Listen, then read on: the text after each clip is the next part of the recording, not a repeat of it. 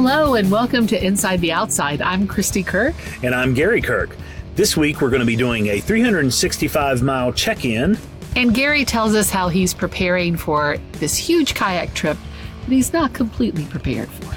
All that and more on Inside the Outside.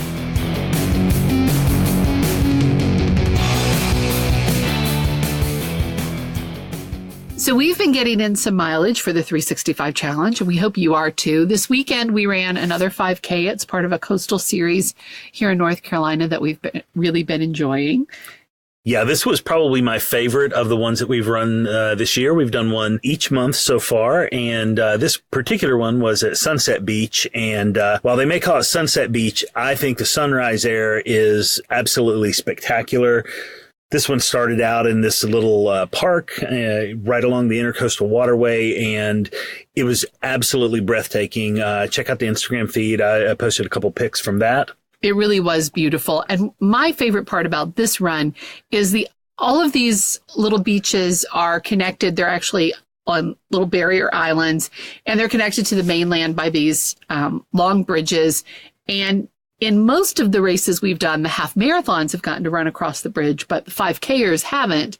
And this time, 5Kers got to run over the bridge. And while it was a long, slow incline and tough, the view from the top of that bridge of the sunrise was worth it, was worth the pain. So it really was lovely. And let's be honest, the reason we run these races is because they have the best medals. Absolutely. The medals are huge. The series is called BAM, Big Ass Medals. And it's for a reason. They're beautiful, big ass medals and really nice T-shirts. And they also give you beer and barbecue when you're done. So how can you beat that? Well, I'll tell you, I did the Disney race and everyone's like, Disney runs are so fun. We're not going to talk about that right now. But the Disney medal is nothing compared.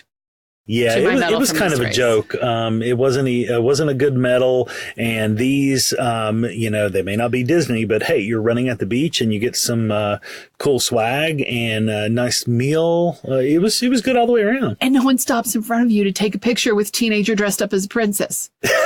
This is true. I didn't want to be that person that stopped to take a picture, but when we went across the bridge, I did just hold my phone up and snapped probably a dozen pictures so that I could get at least one of that beautiful sunrise while we were going across the bridge. Yeah, after my Disney experience of literally running into people who stopped dead in front of me to take a picture with a character, I will never stop in the middle of a race to take a picture. But again, let's move on. Yeah, well, if I had one complaint about this race was had nothing to do with the people organizing the race, but unfortunately, down here in the Deep South, the no-see-ums are out. They were in full force at this thing, and oh my gosh, I thought they were going to carry us away. But the race organizers sent an email and warned you that you needed bug spray. Yeah, I thought that was kind of almost like an early April Fool's joke or something. But yeah, no doubt if you're in North Carolina or around the coast or these marsh areas, you're going to get some no-see-ums this early in the year. And lesson is, listen to the race organizers. They do this every year. They kind of know things. Rules are just strong suggestions. And so you were eaten alive by bugs. Lesson learned. Fair. All right, so moving on.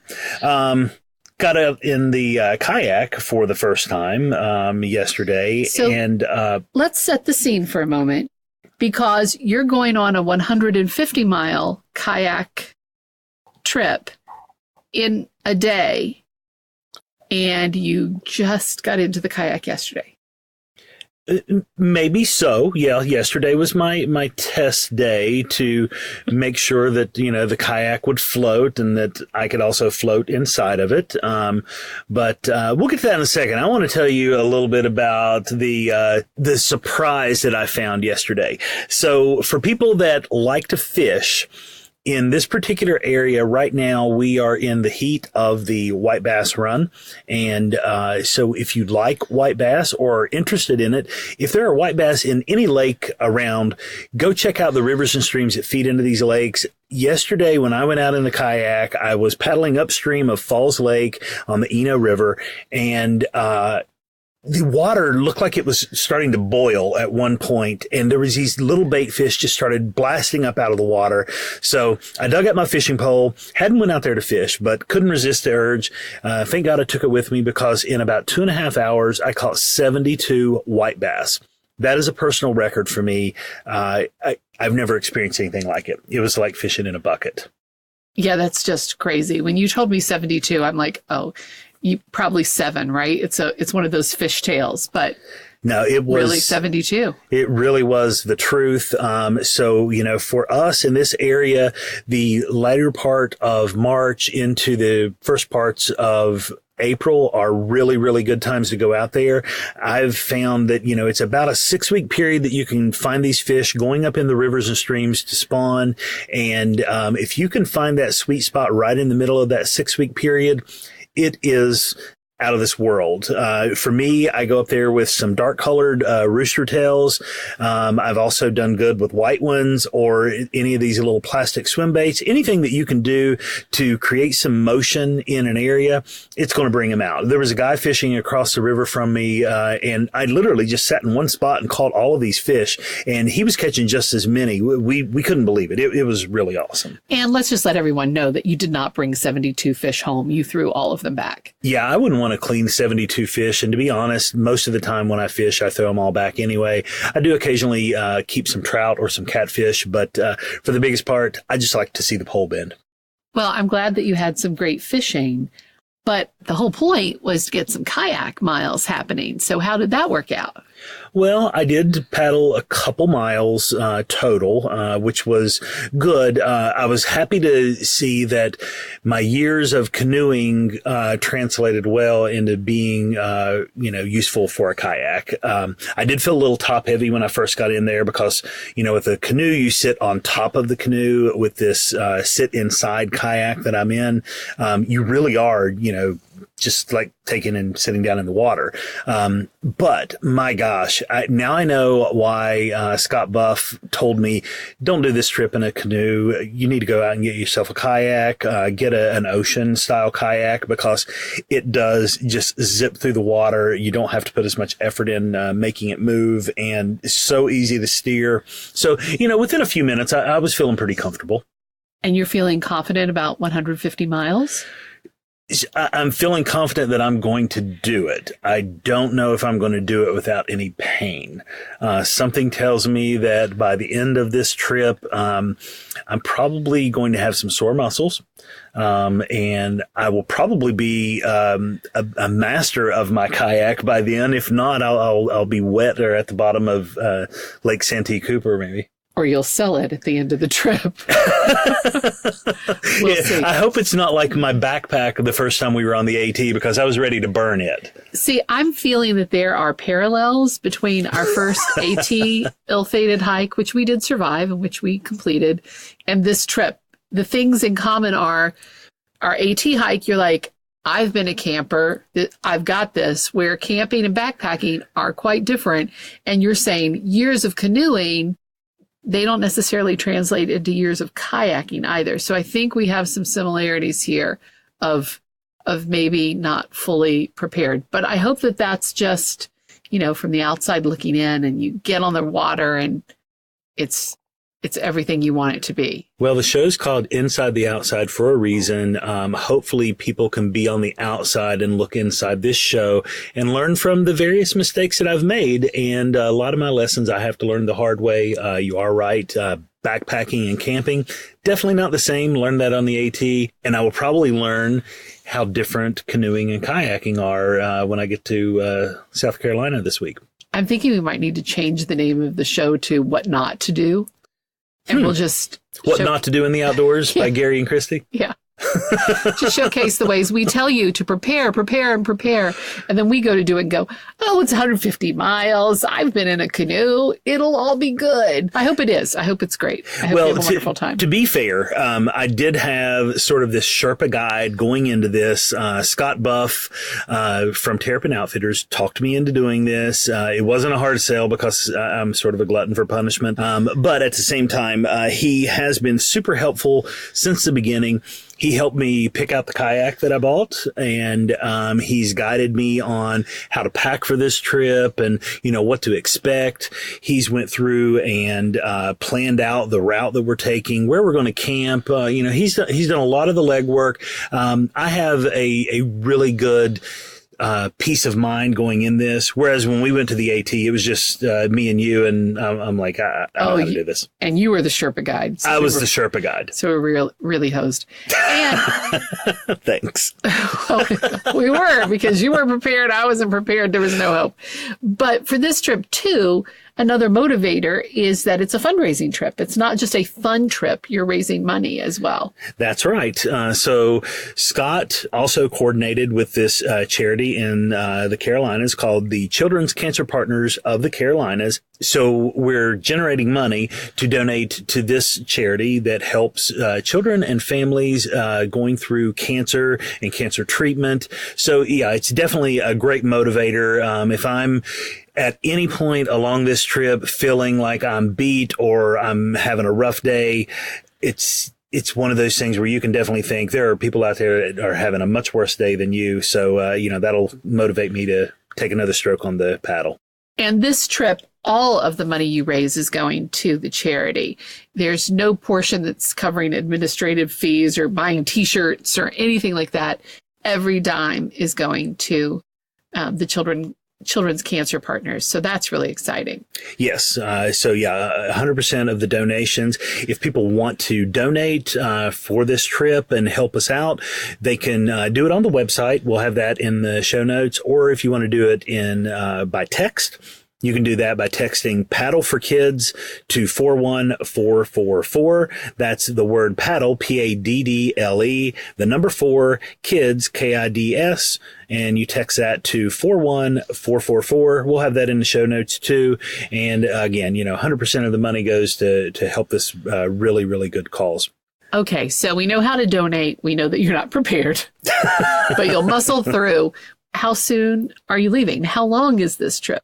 So I'm going to drive down to Columbia, South Carolina on Wednesday, and I'm going to meet up with Scott and 3 other paddlers, and we're going to camp out there in a local park, and we'll launch the following morning. So on Thursday, we'll take off, and we hope to be on the coast in Charleston, South Carolina by the 10th.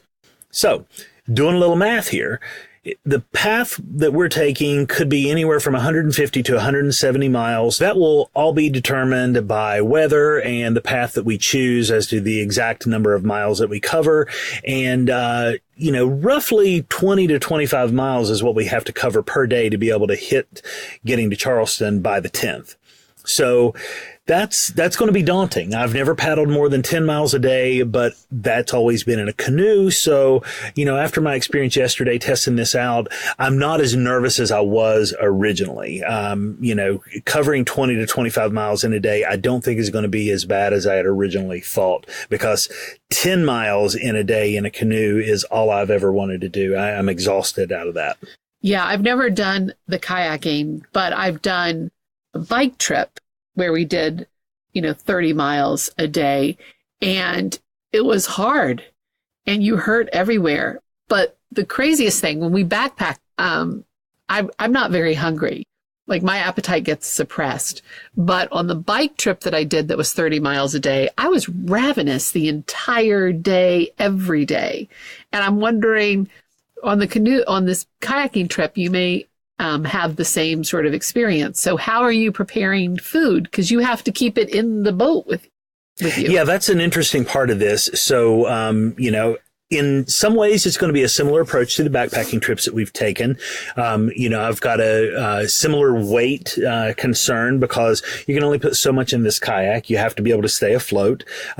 Size matters in this, because the portholes that you have for the dry areas on your canoe are only so big. So you're limited by how large something can be so that it can fit in there. Now, granted, I've got bungee cords to be able to bungee things on the front and back of this, but you don't want to be off balance. You don't want to be flipping. Did I mention there's alligators in this water? Oh, no. Oh, so my there's goodness. no bears to worry about, like we had on the AT, but there are alligators in the water. So I definitely don't want to be flipping. The water's going to be cold and there's alligators. So, that's one thing to take into consideration. Oh, wow. I think I'd rather take on bears. Yeah, you can pepper spray a bear. I don't know what you do for an alligator. I don't know. I used to sleep with the bear spray on the AT, but I don't know what you do with a gator. Yeah. Okay, so that makes it really tricky because you guys are gone a good long time. Yeah, 7 days on the water. Now, this is not 7 days, all supplies packed in at once. We do have some people that are going to help us out. There's 2 or 3 people that are going to help us with restocking along the way. Maybe some fresh hot meals, because otherwise we're going to be limited to whatever we can take in. Now, we are using a similar approach like you and I do on the backpacking trips, where we have some fresh food, sort of perishable things on those first night or two. The first 2 nights, we're going to be taking some frozen steaks and some frozen chicken, along with some instant mashed potatoes and some dehydrated macaroni and cheese, things like that. So we'll be able to have some really nice campfire meals. But after you get past day 2, being able to have frozen or perishable items sort of goes out the window. So thank God we have these restocking spots along the way, but we'll be limited to things like the dehydrated meals, or for me, I'm packing a lot of jerky, some peanut butter, dried fruits, things like that. One of the challenges for me is trying to figure, I'm going to burn, my estimation is about 5,000 calories a day. So being able to replenish that with some calorie dense, high energy food, but also taking into consideration that I'm a diabetic and needing to monitor my carbohydrate intake is going to be interesting. So, I've got to kind of balance that stuff out. So, I'm hoping to be able to stick with these, higher protein items and calorie dense things, some pepperoni and some cheese, things like that, nuts, but I have to limit the things like the dried fruits because they get high in, carbohydrates, things like that. Right. So it's going to be an interesting challenge. Thank God we have stops along the way where I can always reassess, and cell phone coverage should be decent in that area. So if we need to, call for help, we'll have that as a bailout option. Yeah. Well, that's good. And I know for me on long distance trips of any kind, I like to have bit of honeys, but those don't work for you because they're nothing but sugar. No, and something that you and I both read not too long ago was talking about this euphoric sort of placebo effect you can get from, say, a Gatorade drink. You don't necessarily have to drink it in order to get some of the effect from it. You can just swish it around in your mouth, and now that's obviously only going to go so far. So what I'm doing is I pack sugar-free hard candies, so you can pop one of those in your mouth and let it just kind of dissolve in there. It gives you a nice sort of placebo sugar rush. So, there's something to be said about just being able to taste something sweet when you need that fix. I don't need the sugar rush that I'm going to get from it, but I need that euphoric feeling that something sweet gives you. Well, we're all excited for the trip. I can't wait to see how it turns out. Yep. And I hope that it is not a repeat of our AT experience, that it's wonderful, and that a lot of money is raised for the Children's Cancer Partners. Absolutely. So again, we will have information in the show notes about how to donate through the website or through text. And for all of us who want to follow along and see how you're doing, how are we going to get to do that? You're going to post? Absolutely. So we're going to have daily posts going up on Facebook and on Instagram that people can follow along with. You can make sure to check out the Inside the Outside page, the Terrapin Outfitters page, and you can also follow the hashtag Paddle for Kids. Awesome. Well, we're looking forward to some great photos and hopefully some terrific, inspiring, and funny stories. I'm sure there'll be some. And for any of our listeners who've done something similar, we'd love to hear how you've prepared, hear your stories of kayaking long trips, and any tips or hints you can send Gary's way would be much appreciated. Inside the Outside is proudly brought to you by Terrapin Outfitters.